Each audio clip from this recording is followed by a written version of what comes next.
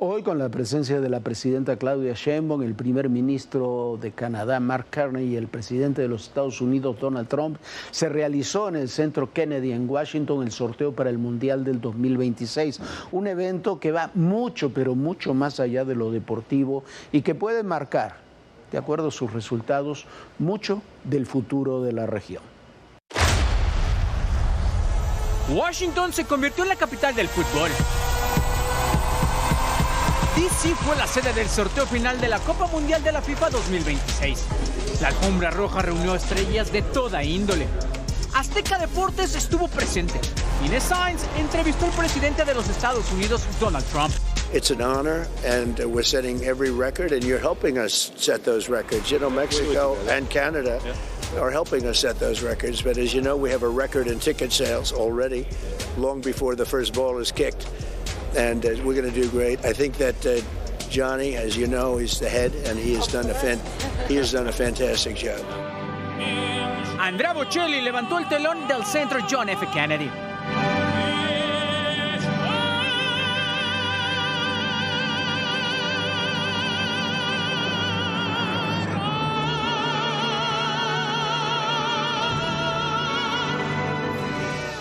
El himno oficial de la FIFA, Desire, fue interpretado por las voces de Nicole Scherzinger y Robbie Williams.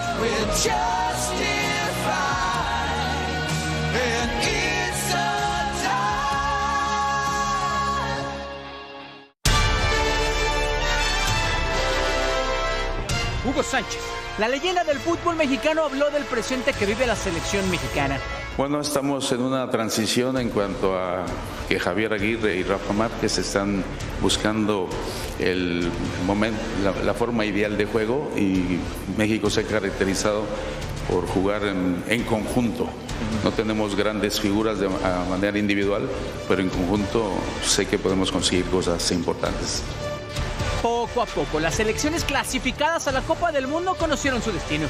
México comparte el Grupo A con Sudáfrica, Corea del Sur y la selección ganadora del repechaje europeo entre Dinamarca, Macedonia, Chequia e Irlanda. Javier Aguirre, técnico de la selección azteca, dio sus impresiones sobre los rivales en turno. De momento estamos con la incertidumbre. Sí está claro que repetiremos la inauguración del 2010. Sí, mira, y otra vez. Así es, otra vez. Y Corea, que lo enfrentamos hace no mucho. Bueno, son rivales que son bien distintos estilos, y sobre todo te digo, esperando lo del europeo, a ver quién nos toca. Macedonia no tiene nada que ver con Dinamarca, lo mismo que Irlanda ni República Checa, son bien distintos los cuatro, efectivamente. Entonces, bueno, esto es parejo para todos, ¿no? Tampoco me voy a quejar ni mucho menos, pero sí me gustaría haber sabido hoy los tres para empezar a analizar y trabajar en ello, buscar rivales de esa forma, de ese estilo, pero tampoco está mal. En Washington comenzó la fiesta del fútbol. El próximo Mundial 2026 ya toma forma. Y el siguiente, 11 de junio, el balón comenzará a rodar con el juego inaugural desde la Ciudad de México. La selección azteca contra Sudáfrica, en la cancha del Estadio Azteca. Primera vez que un partido inaugural se repite en la historia de los mundiales.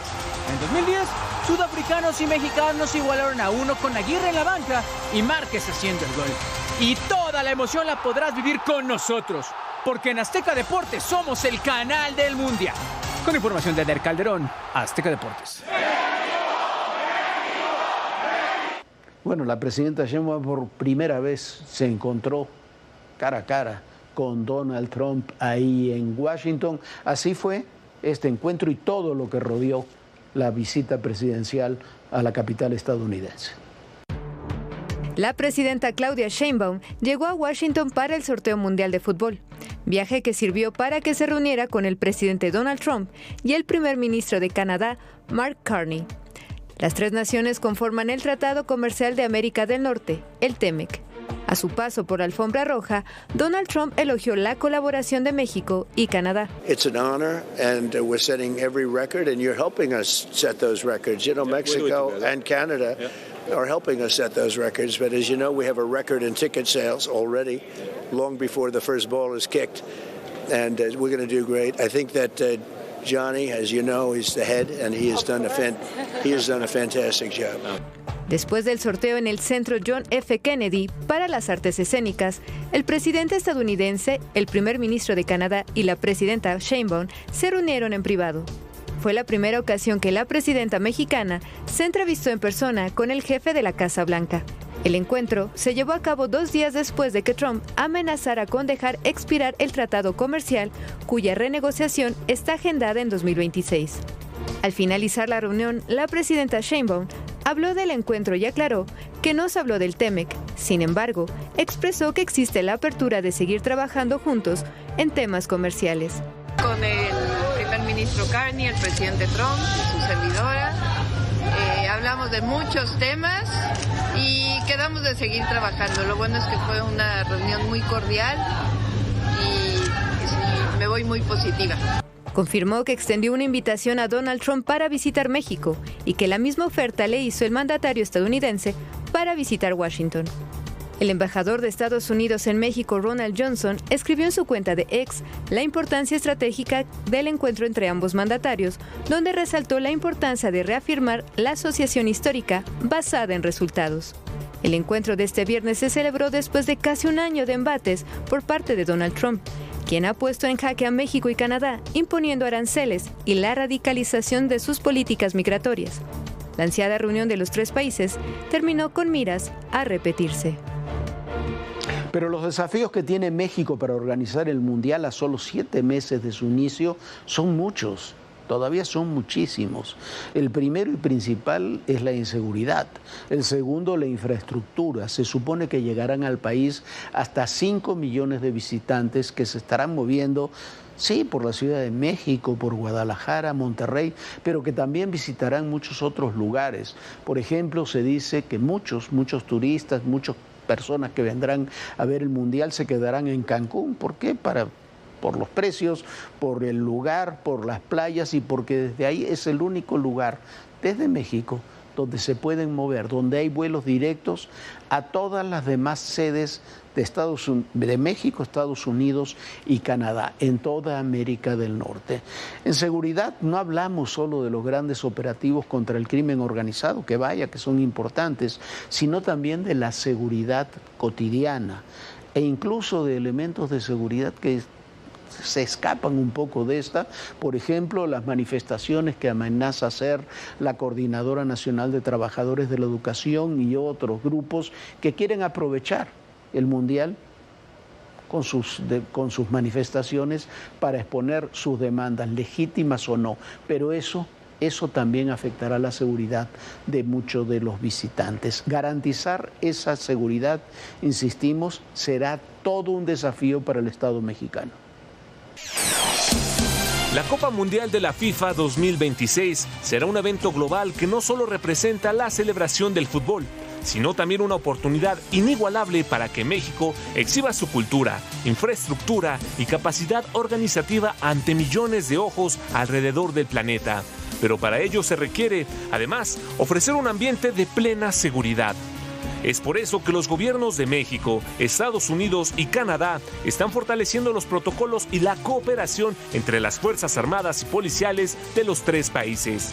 Esto incluye el intercambio de información de inteligencia, la capacitación conjunta de personal y la implementación de tecnologías avanzadas para garantizar la tranquilidad de todos los asistentes, la gestión de flujos migratorios con la emisión de visas y la agilización de trámites de entrada para los aficionados es otro punto clave. México, sin embargo, enfrenta varios retos en materia de seguridad. En primer lugar, niveles elevados de violencia en las 3 ciudades sede, Ciudad de México, Guadalajara y Monterrey, que para algunos provocan temores legítimos. En la capital hay presencia documentada de la operación de los grandes cárteles de la droga, quienes han tejido vínculos con los grupos locales. Lo mismo ocurre en Jalisco y en Nuevo León. Las 3 entidades concentran aproximadamente el 13% de los homicidios nacionales. Frente a estos desafíos, las autoridades mexicanas ya trabajan en planes robustos de seguridad.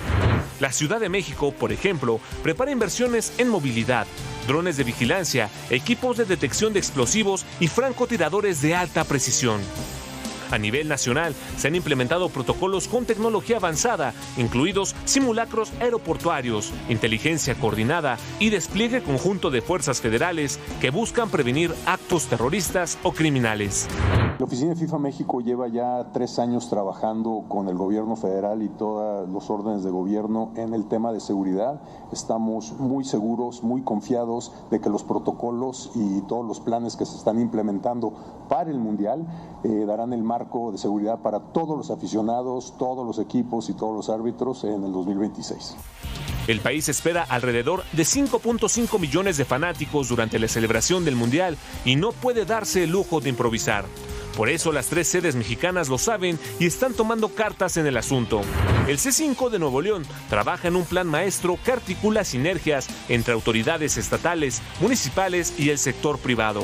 Elementos de la Policía Estatal Preventiva de Jalisco, así como personal de Sedena y Semar, participan en un entrenamiento especializado que imparte el FBI de Estados Unidos para responder a incidentes de alto riesgo en escenarios con alta concentración de personas. Y la Ciudad de México contará con más de 120,000 cámaras de vigilancia en el C5, con el objetivo de garantizar la protección de capitalinos y turistas nacionales y extranjeros.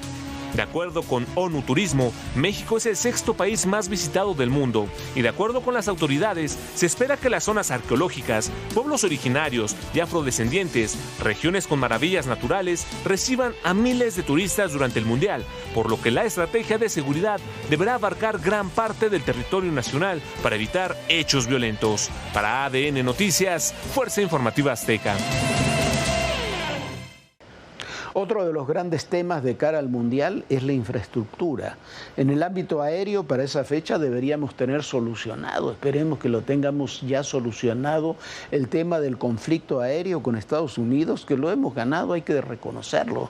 Es culpa nuestra como país por haber adoptado con López Obrador una serie de medidas que vulneraban los acuerdos aéreos que se habían establecido desde el 2015 con los Estados Unidos. Esperemos que para esa fecha también esté concluida la remodelación del Aeropuerto Internacional de la Ciudad de México, que hoy parece una zona de batalla, todo está en obras ahí en el aeropuerto. Una vez más, no haber construido el aeropuerto en Texcoco se exhibe como un lastre terrible para la infraestructura aérea del país. De pensar que contaríamos con un hub para toda América Latina y sobre todo el sur de los Estados Unidos, hemos pasado a reparar a toda marcha un aeropuerto que ya todos lo sabemos y desde hace muchos años está saturado.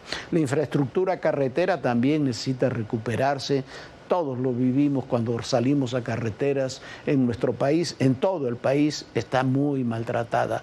Dentro de las ciudades sedes, Monterrey parece tener los mayores atrasos en el transporte público, no se han concluido las obras. Otro tema que será un desafío será regularizar correctamente el tema de las rentas como Airbnb y de las plataformas de movilidad como Uber, ambas con legislaciones, sobre todo en la Ciudad de México, bastante lesivas para su operación y que son fundamentales hoy en el manejo del turismo global. A 188 días de que inicie el Mundial de Fútbol 2026, la infraestructura para recibir a los aficionados del torneo parece ir a marchas forzadas. Tanto la Ciudad de México como Guadalajara y Monterrey enfrentan rezagos en movilidad. El problema es que no son nada nuevos, son cuentas pendientes de la infraestructura urbana. El aeropuerto de la Ciudad de México sigue sin darse abasto. Este está saturado, en promedio 18 horas al día. Las aerolíneas internacionales tienen pocas ventanas de operación y los horarios no permiten combinar sus itinerarios en los centros de conexión. Aunque actualmente está en remodelación, las preguntas quedan en el aire. ¿Existe un plan a largo plazo que asegure la estabilidad operativa del principal puerto aéreo del país? Después de su inauguración en 2022, el Aeropuerto Internacional Felipe Ángeles no ha cumplido con la función de agilizar el transporte aéreo de la capital, como se esperaba cuando se interrumpió la construcción del aeropuerto de Texcoco. Otras de las áreas a considerar son las vialidades en la Ciudad de México. Obras como la ciclovía han generado opiniones divididas.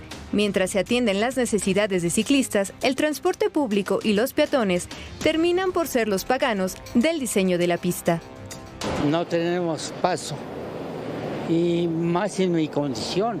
Muy peligroso. Mucho peligro, ¿eh? La bajada del camión y luego la brincada para acá. Pues está peligroso, pero no nos queda de otra con esas obras que están haciendo. Este proyecto atravesará 5 alcaldías a lo largo de más de 30 kilómetros. Hasta ahora, su construcción presenta un avance aproximado del 60%. Mientras tanto, Nuevo León y Jalisco buscan garantizar la conectividad urbana y la vía carretera para atender a los visitantes. En Monterrey se apuesta por el monorriel que abarcará la línea 4 y 6 del metro, la carretera interserrana, además del acondicionamiento del parque fundidora. Sin embargo, en la metrópoli regia perforaron para colocar las columnas que soportarán el metro elevado el sistema pluvial, que desemboca en el río Santa Catarina. El gobierno regio analiza el daño del sistema. Mientras que en Guadalajara trabajan en la ampliación de la línea 4 del tren ligero, enfocado hacia la parte sur de la ciudad, además de adecuaciones de algunas vialidades como la carretera Chalapa para el flujo de los aficionados. Sin embargo, entre las preocupaciones está la seguridad en el estado. A pesar de los actos de violencia fuera de los estadios de fútbol, las autoridades sostienen que reforzarán el equipamiento, capacitación y el número de policías municipales y estatales. El último campo de batalla son las regulaciones para plataformas de hospedaje y el transporte por aplicación. En Nuevo León, el Congreso del Estado inició los trabajos de una reforma legal para regular a este tipo de establecimientos. Espera que garanticen la protección de datos personales de los huéspedes y vecinos y que colaboren las autoridades en la prevención de actividades ilícitas de esos inmuebles. Mientras tanto, en la Ciudad de México, hoteleros y dueños de inmuebles de alquiler por aplicación llaman al gobierno de la Ciudad de México a que aplique reformas a la ley de turismo que regulan las plataformas digitales, para que se cubra la demanda prevista para el Mundial de Fútbol. En octubre de 2024, se aprobó en el Congreso local una reforma a la ley del turismo que prevé la creación de un padrón de anfitriones y departamentos en renta mediante plataformas, pero hasta el momento no se ha creado. Que divide México con Estados Unidos. Se han contabilizado miles de detenidos.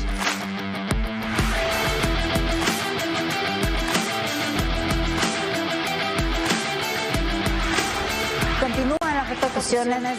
Una lucha de traiciones.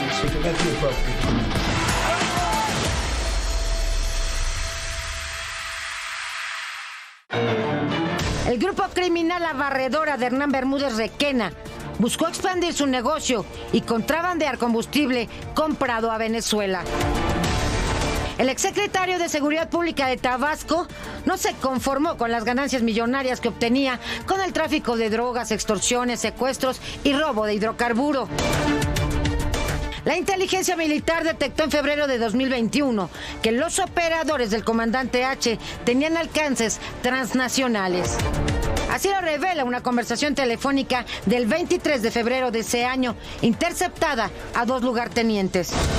Aderly Michelle Frías Morales El Micho y Carlos Tomás Rodríguez, alias el licenciado, quien ahora es testigo protegido de la Fiscalía General de la República.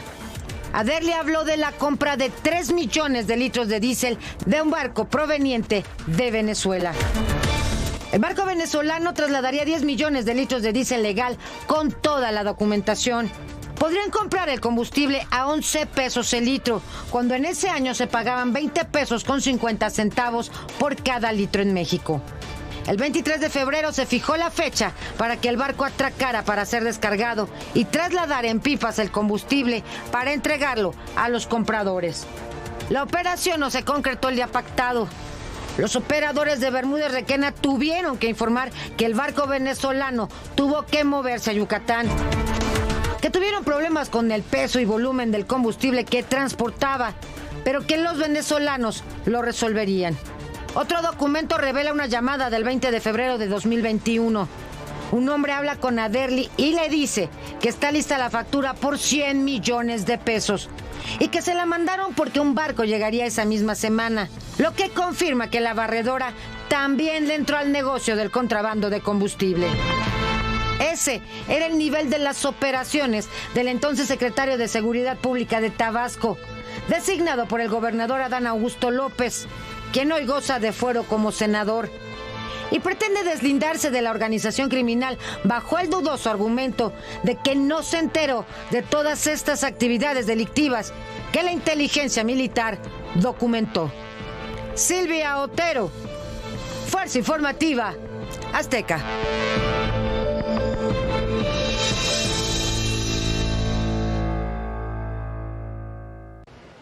Bueno, el nuevo libro titulado Grandeza del expresidente López Obrador ha suscitado muchos debates, pero por los datos sobre la historia del México prehispánico que niegan lo que durante décadas han estudiado, afirmado los especialistas y los propios hechos que se han demostrado desde las pinturas, los códices, las ruinas, lo que se ha encontrado. La de López Obrador es una versión rosa y falsa de la historia de los pueblos originarios, llena de mentiras y de medias verdades. Parece que el expresidente López Obrador no cuenta más con el respaldo que tanto presumió durante su sexenio. Su aparición pública en La Chingada, su finca en Palenque, Chiapas, para anunciar la publicación de su libro Grandeza, generó varias reacciones, la mayoría en contra. Por un lado, echó al bote de basura todas las declaraciones que hizo año con año, en donde aseguraba que jamás regresaría a la vida pública y política. También perdió el respaldo de sus eternos seguidores en redes sociales, además del control de los bots que se multiplicaban para posicionar sus ideas. Y por si fuera poco, el libro que tituló Grandeza presenta datos a modo sobre la historia de México, que refutan lo que durante décadas han investigado historiadores de renombre en varios países a lo largo del tiempo. No es más que una versión con mentiras y medias verdades para reforzar la ideología de la Cuarta Transformación. En cuanto al contenido del libro, investigadores e historiadores detectan varias imprecisiones y distorsiones históricas, sobre todo en lo relativo al mundo prehispánico. Más allá de imprecisiones puntuales de algún dato, se trata de hechos fuertemente ideologizados que sacrifican el consenso historiográfico en favor de una narrativa política y moral de su movimiento.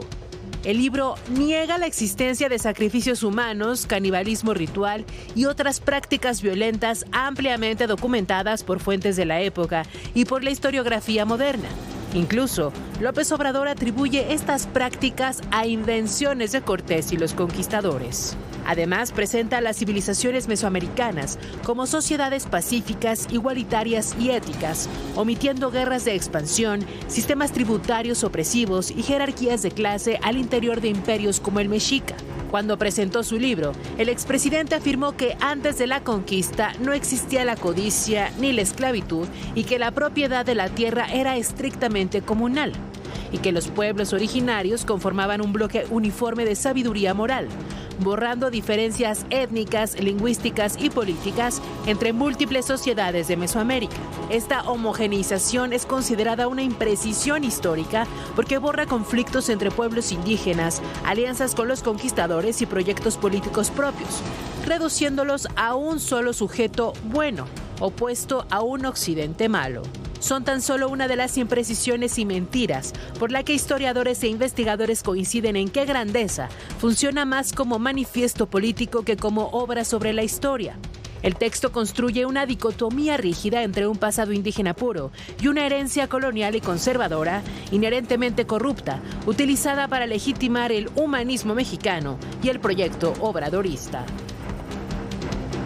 Y como siempre, qué ver, qué oír y qué leer este fin de semana. Qué ver una serie, la verdad, buenísima, La Bestia en mí, realizada por el mismo equipo que realizó en su momento Homeland y otras series, incluyendo a su gran estrella Claire Danes, acompañada por Matthew Rhys, una de las estrellas también fantástica de esa serie, de las mejores que hemos visto, que se llama Succession. Es una miniserie estadounidense de suspenso psicológico, de crímenes, una historia que sigue a una autora, una escritora que comienza a escribir un libro sobre su nuevo vecino, un ejecutivo inmobiliario que presuntamente asesinó a su esposa. Insisto, es buenísima, vale muchísimo la pena. Ese equipo hicieron unas cosas fantásticas con Homeland. Que oír esta semana fue el último concierto de Joaquín Sabina. que no se retira definitivamente, pero sí se retira de las giras. No hará más giras. Esta última gira, que se tituló Hola y Adiós, tuvo más de 70 conciertos, terminó esta semana en Madrid en una presentación que fue apoteósica. Hay que seguir escuchando a Sabina, es de alguna forma la banda de sonido de nuestras vidas, por lo menos de muchos de nosotros. De todas sus recopilaciones, me encanta el concierto que hizo en vivo en Buenos Aires por los 20 años de 19 días y 500 noches, titulado 500 noches para una crisis.